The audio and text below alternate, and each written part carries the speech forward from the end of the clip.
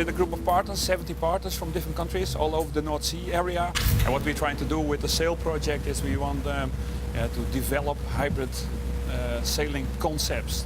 The maritime world is a quite conservative world. So, and if you have a new concept, yeah, you have believers and non-believers. And we're looking for the believers and investors say, well, this should work.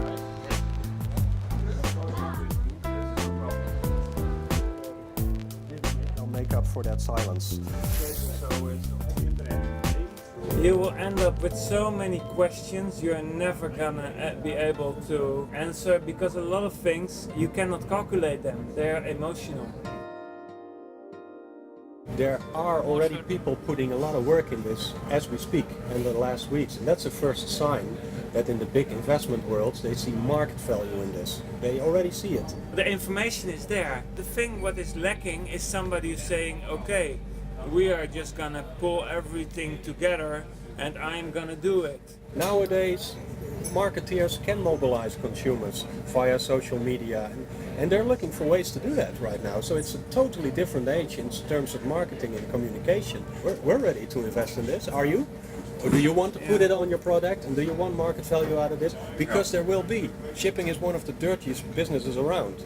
Not in terms of CO2 per product unit, but NOx, ambient air pollution. And if you can make a signal with this project and you're one of the first, there is marketing value. There is.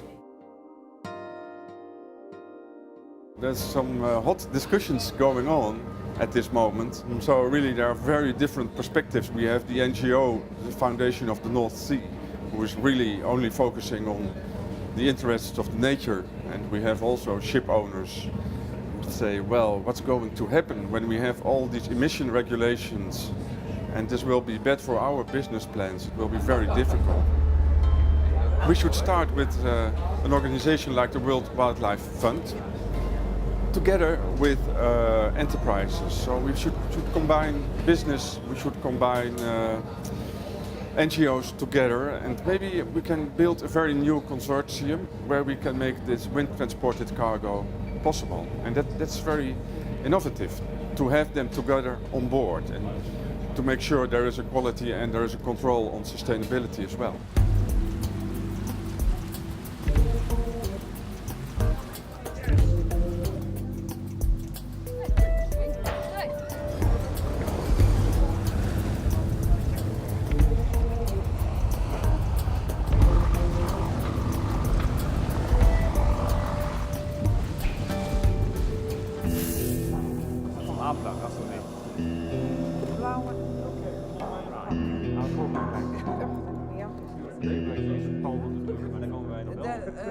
First of all, welcome in Harlingen, my hometown and my favorite city in Friesland. The province of Friesland are very proud that we can be the lead partner of this project. I think this location in Harlingen fits perfectly in the vision and aim of the sail project. So we have attracted a lot of market partners already. Heineken, Rabobank are there, and hopefully we find someone interested to invest in our Ecoliner. That would be quite nice. We are proud to introduce you to the Ecoliner, a new environment-friendly way to transport your products. The Ecoliner isn't just a sailing ship, it's an environment-friendly cargo ship. Wind tunnel tests are actually really important for the backup of the business case of the Ecoliner. Clean shipping is becoming part of business as usual more and more. So I'll tell you a little bit about that. Thank you very much. Mostly gentlemen today.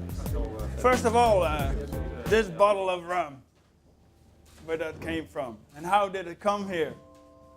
North Sea is really where the action is. There will be more and more conflicts the coming years between the global continents. If you look at the Ukraine crisis, it's all about gas. This is the fastest growing industry in the world.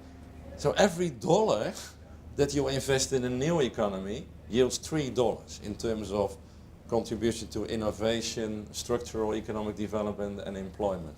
Every dollar that you invest in the old economy costs society $2. So the old business models do not work anymore. That is the biggest argument for pursuing the transition. The point is, transitions are not driven by scarcity or climate or environment. I wish it would be true. If you want a big impact in this kinds of industries, that you focus on the actual benefits provided by using sustainable technologies in a concept like the Ecoliner. And as a banker, you try to figure out, okay, who could be interested in this concept?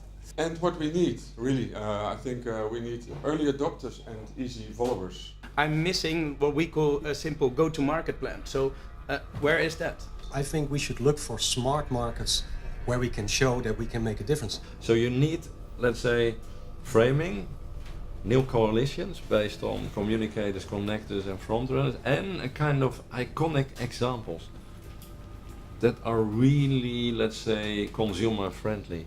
Hurdles have to be overcome, but on the long run this is only viable if it will work economically.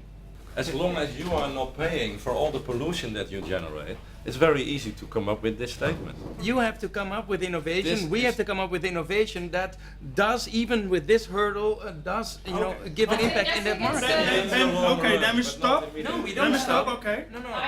How can sail compete with oil if oil is subsidized?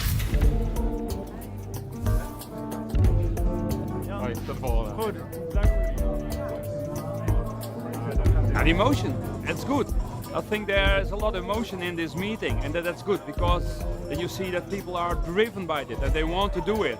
And I think in this phase of the project you need this. It's a way of getting innovation to the market. It's a creative process we are having, and I think looking at the group of people we had and the meetings we had, it was wonderful. They made us more focused on the things to do, and I think I have a long list of things to do now. So it's good for me. Work to do.